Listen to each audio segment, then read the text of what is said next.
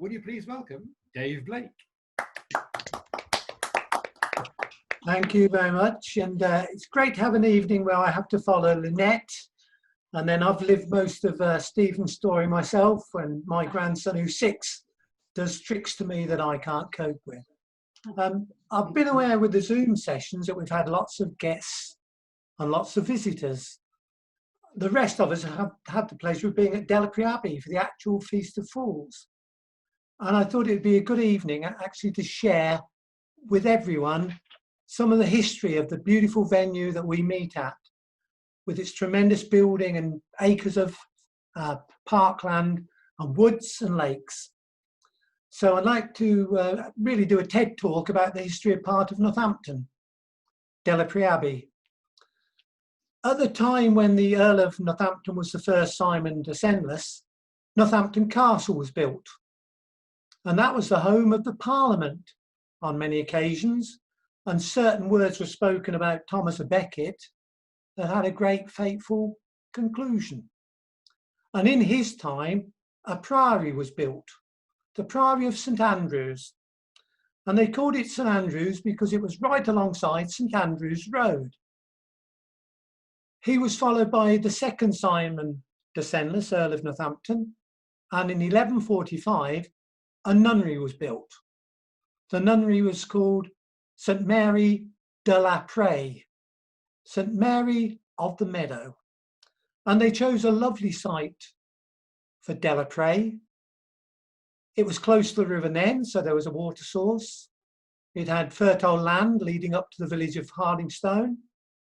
They were granted a cartload of wood from the Yardley Chase, which was nearby. But probably the clincher was, it's only an 8-minute walk to the Giggling Sausage Cafe. When the order moved in, they actually were the same order as the Priory. It was Benedictine. It was actually called the Cluniac order because it was first established in the town of Cluny in Burgundy. And their most famous resident is probably George de Cluny.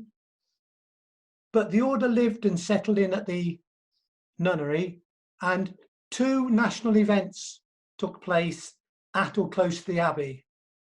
Firstly, in 1290, it was the resting place for the funeral cortege of Queen Eleanor, the wife of Edward I.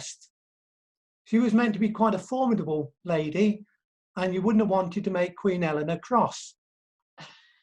Secondly, there was the Battle of Northampton in 1460. That was part of the War of the Roses. The Red Rose of Lancastrians, the White Rose of Richard's lot, the Yorkists.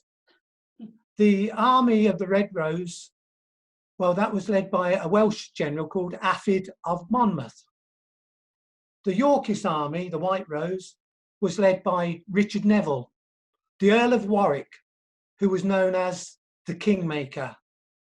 His second in command was a warlike 7th Bard of Stony Stratford, who was known as Stephen the Peacetaker. None of the monks came down to watch the battle. They had a prior engagement, but some of the nuns went outside to watch. And after 15 minutes of battle, the casualties in terms of civilians and military was 1 nun dead and 80.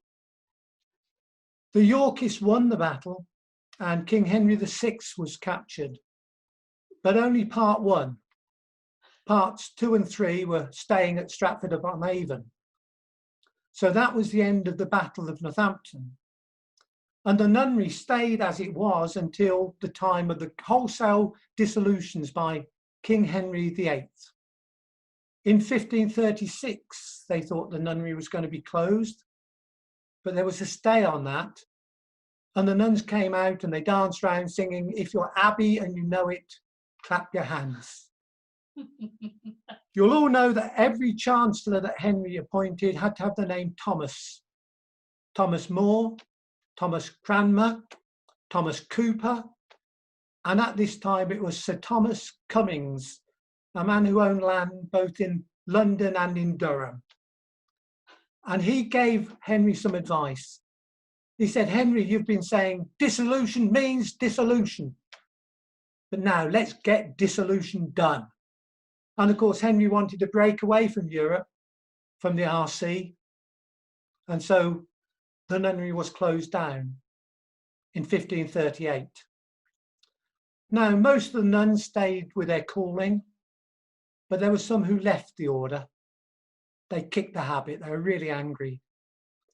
And when the door slammed on the nunnery for the last time, for those people, the end came with a bang, but not a wimple. Thank you very much, and I hope to see you someday back at Delapre Abbey. Thank you.